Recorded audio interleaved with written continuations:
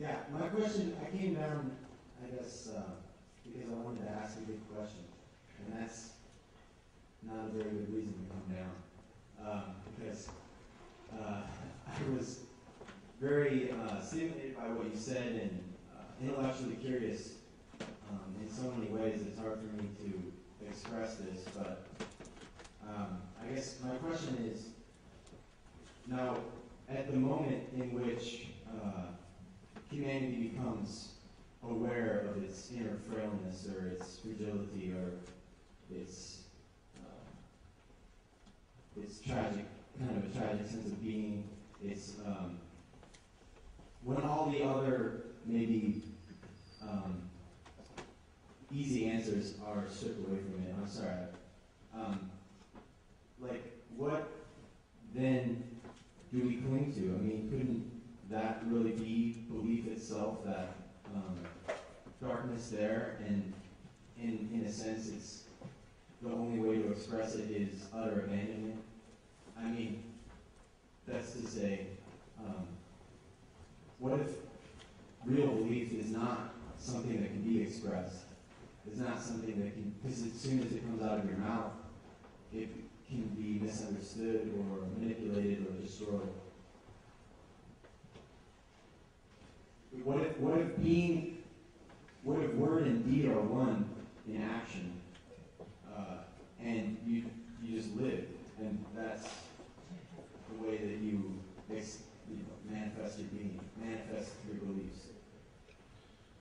Not as like a computer program, but as a human being that defies any kind of systematic definition.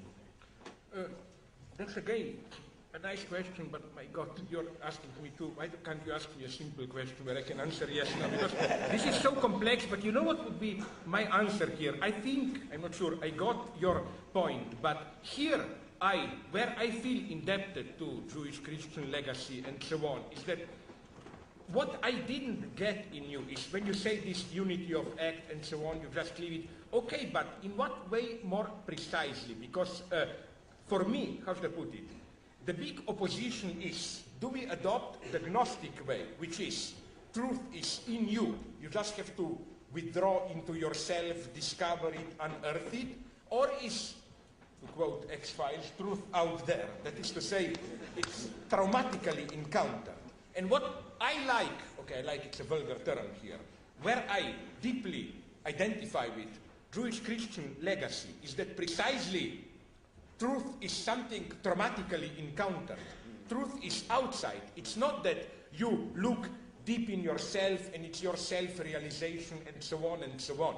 Truth is something you struggle with, which traumatizes you. Truth is something very traumatic. In this sense, no, sorry, just to go on. In this sense, what fascinated me always is precisely how should I put it, one way to act for me, and Kierkegaard was deeply aware of this, is precisely to adopt a certain mask, not to be yourself, but quite on the opposite, to adopt a certain mask, a role, and take it more seriously, how should I put it, more seriously than what you are. Right, we have to do that. Everyone has a social persona that they have to pursue. But I'm just saying, what if when everything is stripped away, isn't there still desire? I mean, it's like in Ecclesiastes when he says, I had all these palaces, I had slaves, I had my handmaidens, and I was fed grapes, and I built all these Solomon's pools, and he's living a luscious life, and it was all stripped away. It's all vanity. And Wittgenstein said that whenever I open the text and it begins as this text is wisdom, no matter what creed or language is written in, be it Sanskrit, ancient Hebrew, Arabic, Zulu, I don't know what, but if it's labeled wisdom, it's going to start out with vanity, emptiness. And what is in Ecclesiastes is that there's all these paradoxes he goes through, there's a time for war, a time for peace. He goes through all that. But what is left? It's desire. And the desire is for immortality. The desire is for immortality that's expressed through sexual population, through teaching, wanting to indoctrinate people. I mean, this is constantly there. That desire has to be addressed. And it can't be expressed in a mask. Yeah, but again, here I would complicate matters. First, when you say desire is for immortality, maybe, but I am here closer to Kierkegaard, who claimed that this is the precise meaning of Kierkegaard's sickness unto death. It's that our deepest desire is not, we are afraid of immortality. Immortality is something horrible. What is easiest for us to accept is, okay, I'm just a piece of dust, and so on and so on. The second thing is that when you say wisdom, okay, the first thing that, okay, but with Christianity, nonetheless, for me, the crucial fact is grace, faith, grace. But grace comes from outside. Grace is not, here I follow Protestantism. Grace, it's not, this bargain with God. Grace comes from outside. It's not you deserve it. It's not, for me, how should I put it, all this, I think that there is, the whole Christian legacy, it's totally foreign to this idea, which is now very popular, okay, for the last 50 years. We are playing certain social roles, we should learn to drop them and to give the expression to your true self, and so on and so on. I think there is a deep truth in at least my experience of how those New Agers who pretend to, drop off their false self, false masks, and speak as what they really are, paradoxically, they sound to me as total puppets, as dolls, Then they give you this mantra, I'm at peace with myself. No, I think that that's the ultimate Christian legacy, that the ultimate authentic position is that you accept this split. You accept that salvation comes from outside. It's not self-discovery. Let's let a couple of other people speak, okay? We can continue this a little bit later, okay?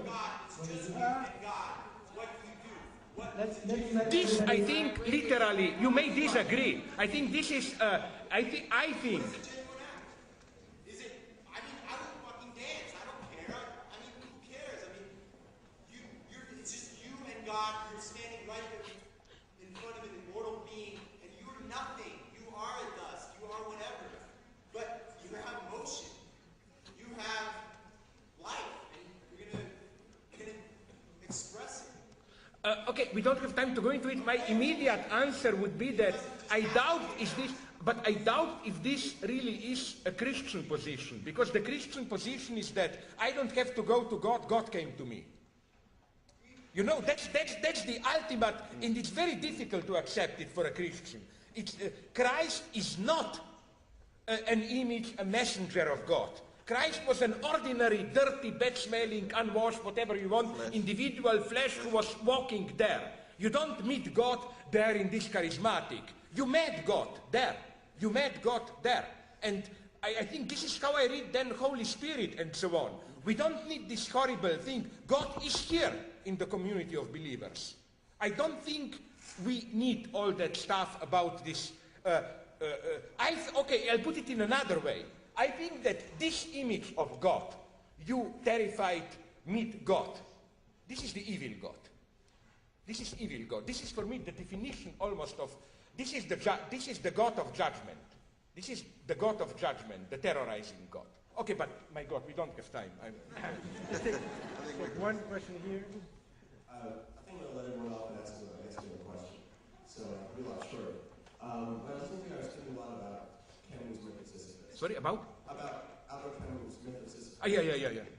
It seems to me that he sort of provided a solution to the exact dilemma that you posed before the dilemma was posed. You talk about the decline of symbolic function. And there are two groups of people on either side who are the perpetrators of the decline of symbolic function. There are the fundamentalists on one side and the true atheist postmodernists on the other side, as far as I understood what you said. And in between is sort of everyone else who's muddling through, who still believes in the symbolic function, or still has some sort of remnant of it, which sustained throughout history, which is ancient times or Paleolithic times people believe in the some animal. And so essentially what you were saying is that we can't take things we can't take things absolutely literally. That can't be how belief works, so that destroys belief. That's what the people on both sides of this define symbolic function are doing.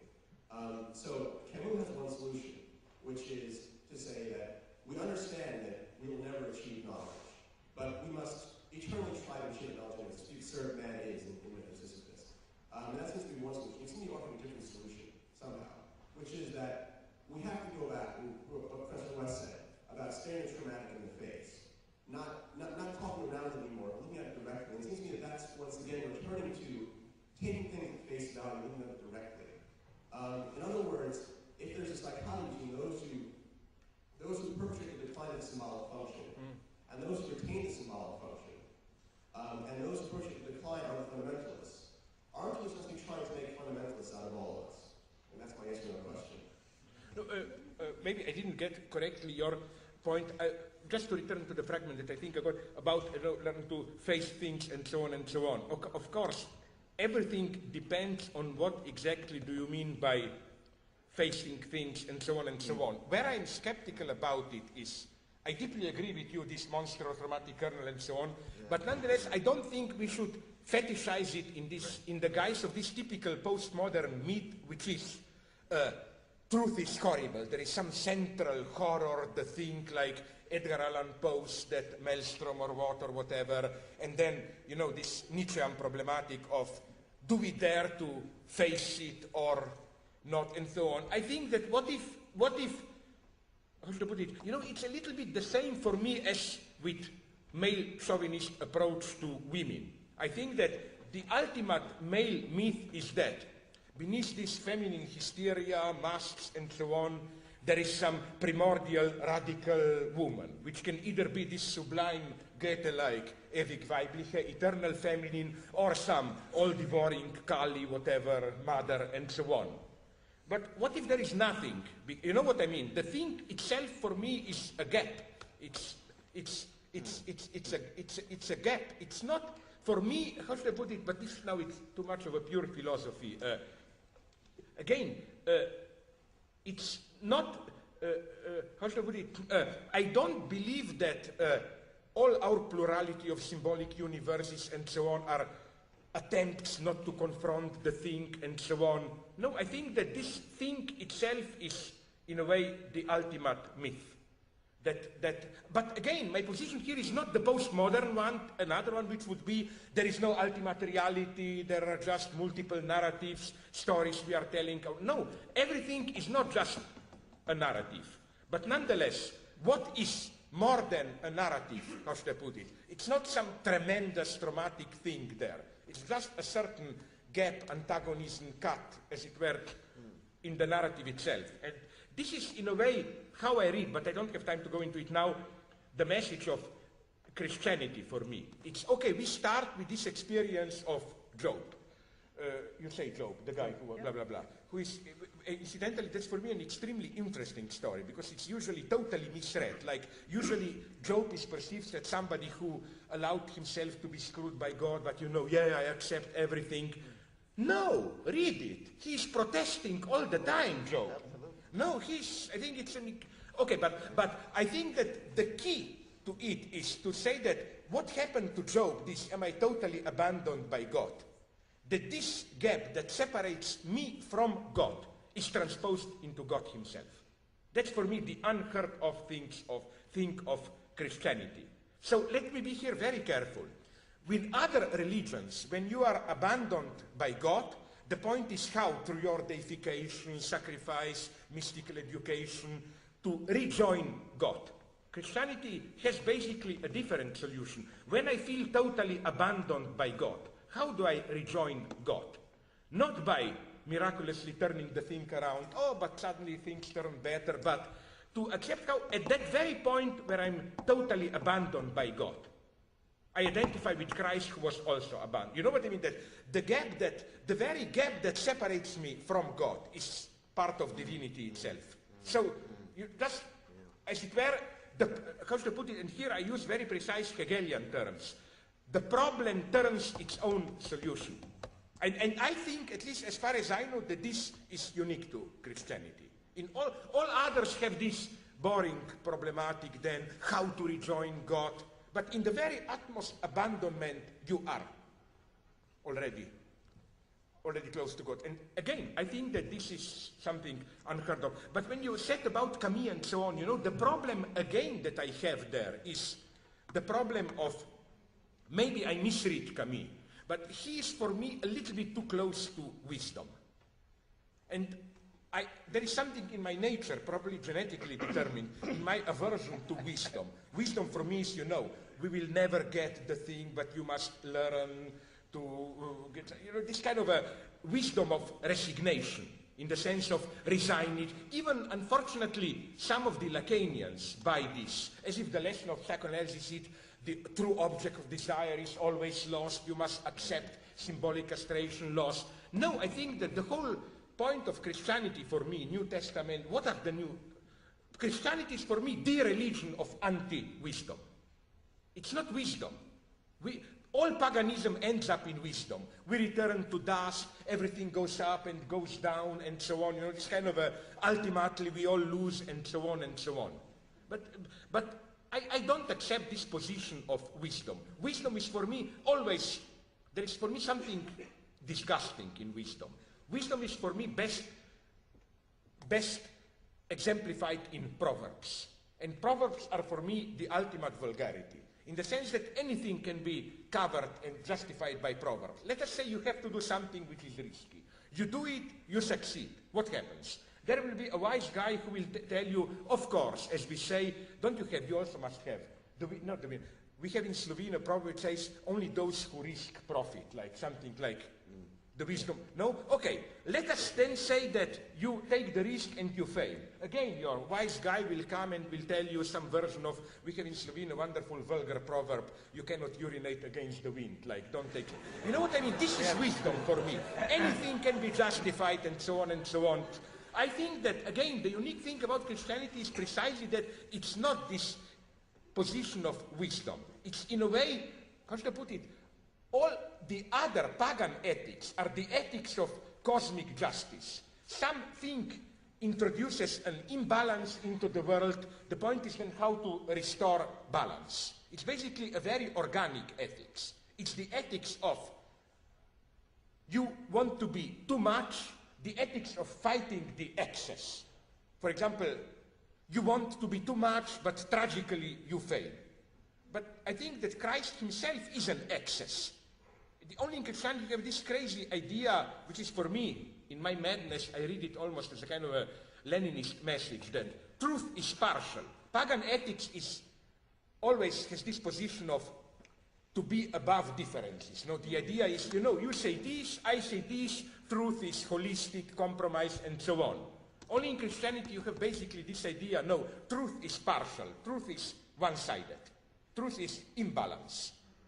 The universe must be thrown. But you got that in Judaism before you even get the Christian Judaic breakdown. Truth is partial. Here we enter a very problematic topic. I'm not ready to go into it now, because then I'm either accused of being either anti-Semitic or anti-Christian. We always get in trouble here, no? My favorite reply to this, and to conclude maybe, is another, I quoted in one of my books, dirty joke, which is for me a perfect joke because it's totally ambiguous. And I ask you a question, how do you read it?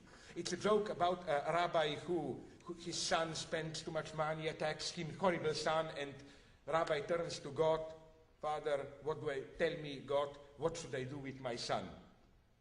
Father, God answers, do as I did, write a New Testament. No, like now, I ask you a simple question. Is this a joke of Jews making fun of stupid Christians? Or is this a joke of Christians this is only how the Jews can understand us, blah, blah, blah.